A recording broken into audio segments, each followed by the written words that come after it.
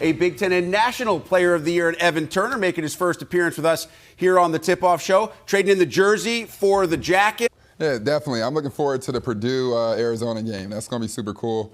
I'm a big Caleb Love fan, so I'm looking forward to him. He's been through a lot. He's been through a lot, Yes. and he's also a national champion. So, Yes. you know, at the end of the day, he's battle-tested. I think Arizona has one of the best backcourts in the country, and it's always good to see the Big Ten's best represent us the right way. Yep. For sure, you got to play 40 minutes of great basketball versus Kansas. Hunter Dickinson's a problem.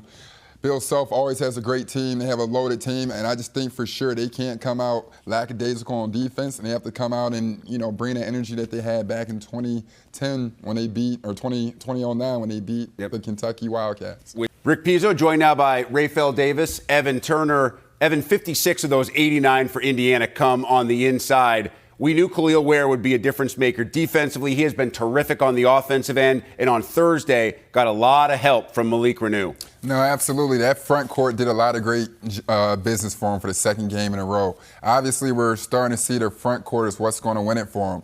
Not only did Malik Reneau do a great job of, you know, getting close to a double-double, but he had 5 assists. They've been working it great with the high-low and, you know, manufacturing some points. It's almost automatic every time they go into the post, which has been amazing. And when it's coming down to playing Big Ten basketball, anytime you have 2 good bigs, you're in a great position. And you add on Trey Galloway, what he was able to do, now it's just getting the offense and the guard play to click at the same time.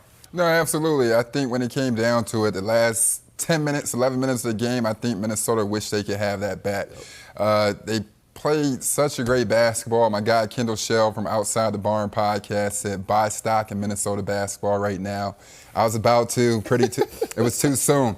One thing that kind of, you know, throws me off that, you know, kind of makes you upset in this sense is you said Dawson Garcia needs to have the basketball.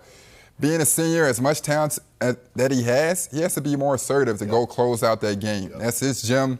Big Ten Player of the Week. He has NBA talent. For it to land on Cam Christie's hands or to be, I think the next step that comes from that group is to be more vocal. And Dawson has to really step up and, like we said, with that leadership role, say what he wants, knows what he wants. And when it comes down to that, it's not about the X's and O's, it's about the Jimmys and Joes. So that's not a great answer. No, it's a fair answer. It's an honest answer. I second what Robbie says, because at the end of the day, you're talking about your backup guy that was just on scout team. Yeah. Like for 2 weeks. So that means he wasn't even close to playing in regards to Booker. Yep. Now we're discussing 2 big men playing, you know, high major basketball, 2 points, 3 rebounds. Like, if you can't get it from the bench, you got to get it from within. It's just unacceptable. Well, And to follow up with the dire times, it's still an early season. You know, both teams, even though it's a must-win game, it's killing people's, you know, momentum. But, you know, being down 0-2, it's 18 more games in the Big Ten. So hopefully, you know, the other teams can bounce back and push it into, you know, the right place. Yes, and I think this win is also going to allow to set the standard. We just said last week, if Minnesota didn't beat them, we were talking about Nebraska in a completely different light. But they came out here, handled business, beat, you know, a top 5 team, obviously. Not the same team, but still a dominant team. They're at home in Lincoln, Nebraska, rocking. I mean, right now, 1-1, you know, Nebraska's one of the teams to really be looking forward to, especially how they finish down the stretch. In the second half, like we talked about, it was tight in the second half, and they came out, they stopped turning the ball over, and they started making more shots. And then you started seeing all 6 players get into double digits.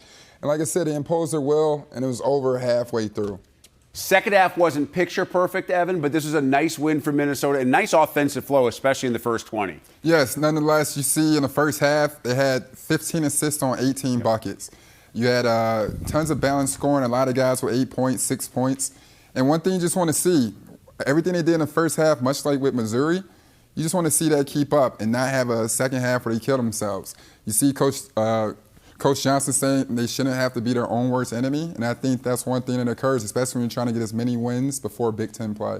Nice. And they also weathered the storm. Edey got in foul trouble super early. Like I said last year during the tournament, that would have made them nervous. This year they stepped up.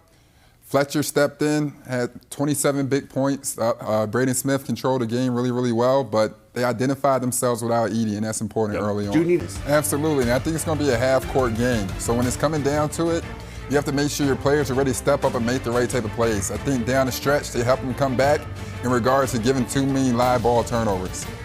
Yes, and They have to keep moving the ball around. The first half, they had 18 assists. Right now, they only have 20 assists. They picked up the turnover rate, and they only made 1 3. Yes, and through all the fouls, there's so many fouls. The flow of the game was so tough. They shot 70 free throws tonight. Tennessee came out elated trying to get the game won, and I just think Fletcher Lawyer was unbelievable. He stepped up big time, and they really need that. You think about last season, they struggled in a tournament. Yes, kudos to Fletcher, especially when you're thinking about from his freshman year to now, he has to take that sophomore leap. And I think Zach Edey and Matt Painter really need that for the offense, along with Braden Smith stepping up. And tonight was a big, big win, and I think this should be a lot for his confidence moving forward.